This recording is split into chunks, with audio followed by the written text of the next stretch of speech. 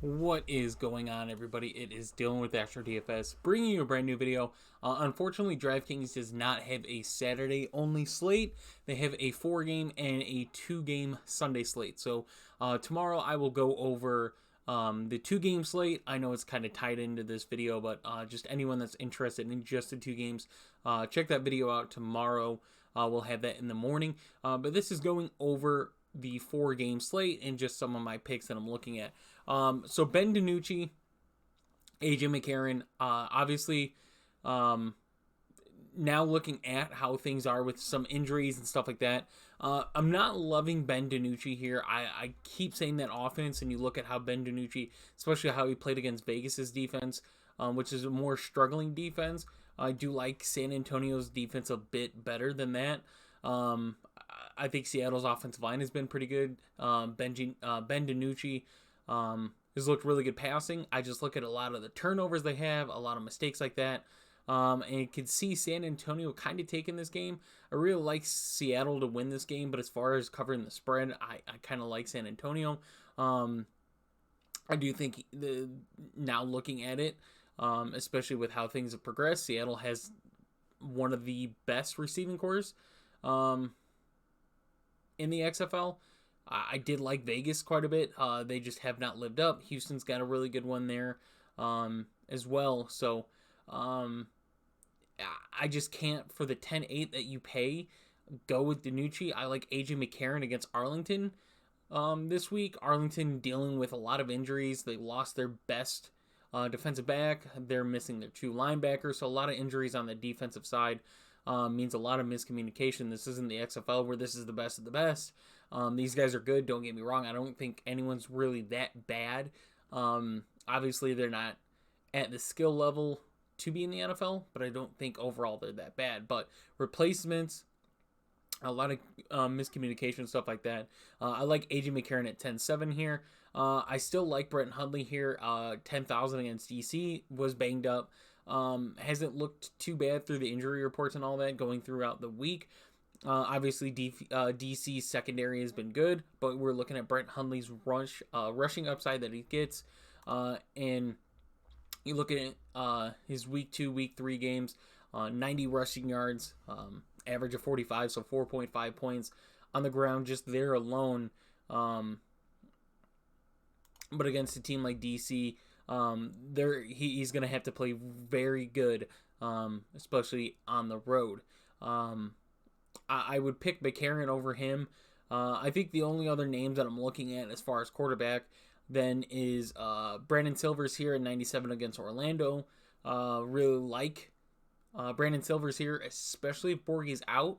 That's some of the big news that we're watching for. So if you're trying to play Borgie, definitely watch injury news going up to the game. Hopefully someone gets that information out so you can adjust your alignments need be. So Brandon Silvers, if Borgie's out, I kind of like him. I like for them to pass the ball.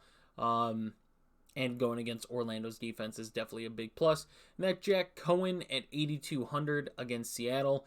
Obviously, if Seattle's offense is able to put points up on the board, which they have all season, moving the ball, stuff like that, it's just turnovers have really hurt them. But if they have turnovers, if they don't and they're able to score, look for Jack Cohen to possibly get some points. His ceiling isn't all the way up there. Don't get me wrong; they're really banged up at receiver now with TJ Vasher out. So he's not one of my favorite. I think Slaughter and Cohen are both my 2 kind of tournament plays. McCarron, Hundley, and Silvers are my more cash plays, but I'd say Cohen and Slaughter are my more, if you're playing tournaments, playing multiple lines, they're my 2 quarterbacks that I'm looking at right now. As far as that for just upside with lower ownership. Running back, obviously Abraham Smith, Armstead. Armstead, yet again, you get a huge discount on him. I think I did pass him. There he is. Sorry.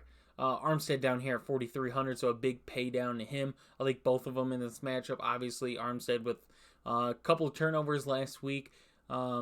I don't think either running back is really taken over, though.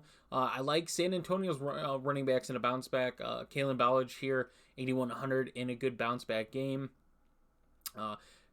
Devon Smith here, 7,300 against St. Louis. I do think this is another bounce back opportunity game for him. He's definitely someone I'm watching. Ellison, if he's in, man, I really want to go after him. I don't know if I can go TJ Hammonds. I think for the price that you pay TJ Hammonds, like if you want to get different in tournament play, even if Ellison's in, I really like Ellison if he's in. I really do. But TJ Hammonds down there at 3,300 is definitely a good cheap play to watch for. We continue to go down. Brian Hill here at 66 against Arlington. Arlington's rush defense has been pretty good this year. But you look at Brian Hill's points, and he's only gotten 8.7 out of the rush game. The receiving game, 4-3. The yardage, like he almost has more receiving yards and rushing yards in a game where Arlington's defense has carried them. They're missing some pieces though. I definitely think for that 6,600 price tag, he's definitely worth the pay. We continue to go down. I'm not looking at Vegas's guys. I'm not really looking at too much more. Jaquez Patrick down here at 52 is definitely a name. And then a name I'm watching, if Borghi is out, Bryson Elliott, I believe is his name. How you pronounce it? I'm sorry. If I get that wrong, I apologize. We'll definitely get it again. But watching him when Borghi kind of went down there, they had him in the blue tent. He got some reps. He looked really good. Like he looked very confident with what he was doing. He didn't seem like he was confused at all. I think he had 1 or 2 catches in that game too. Looked really good.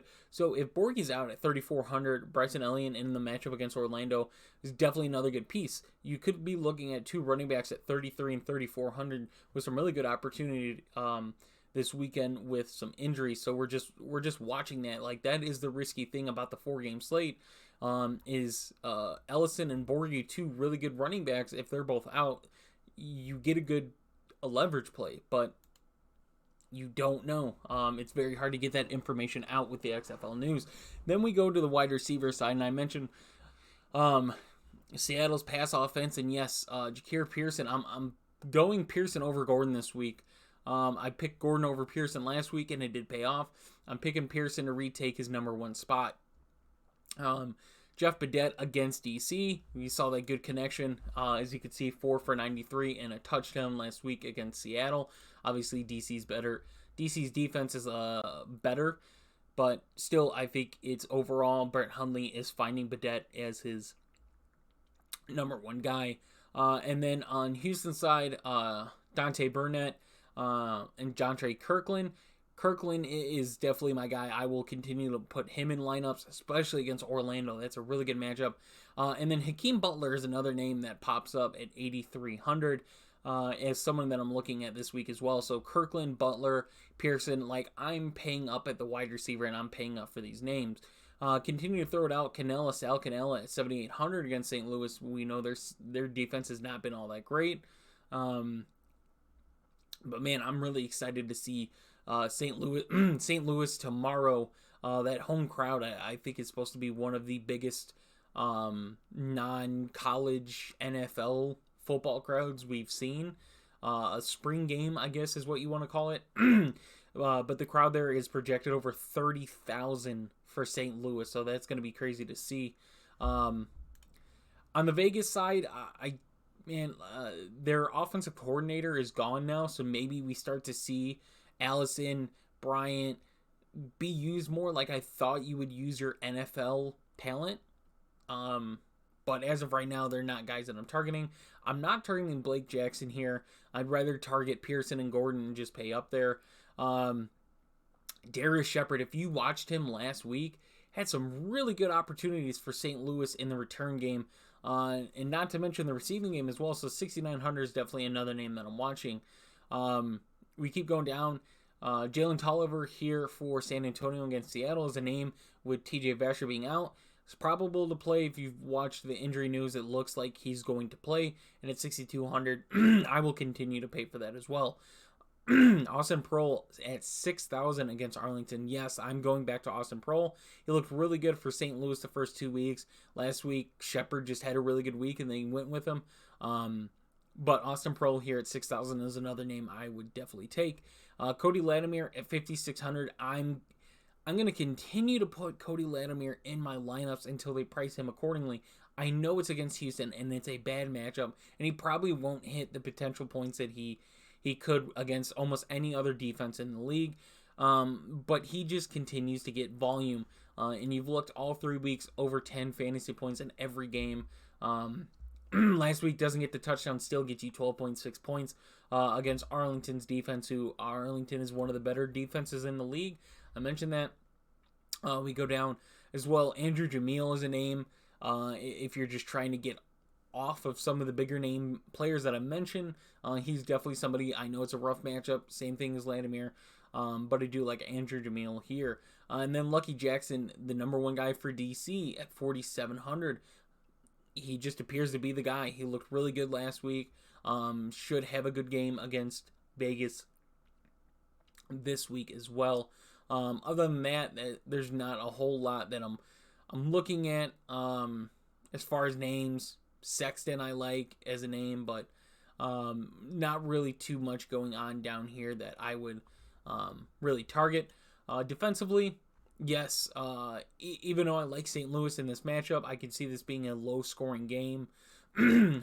St. Louis still taking it, but with how bad their offensive line is, can see the Renegades get some sacks and maybe some turnovers because of that as well.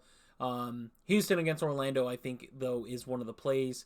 Maybe DC against Vegas, with Vegas going with a new OC. Huntley kind of banged up. DC being at home, so that's something else to watch out for. Other than that, there's not too much that I'm really targeting for defenses. It's pretty much just the top three. If I'm going to defense, so I think we just continue to go with Houston in that matchup. So hope you guys did enjoy the video. Like I said, if you just want the Sunday video, tune in tomorrow. We'll have that in the morning. But I hope this helps. If you guys have any questions over any players or anything like that, I will try to get back to you. I'm going to sleep during the day and wake up in the afternoon.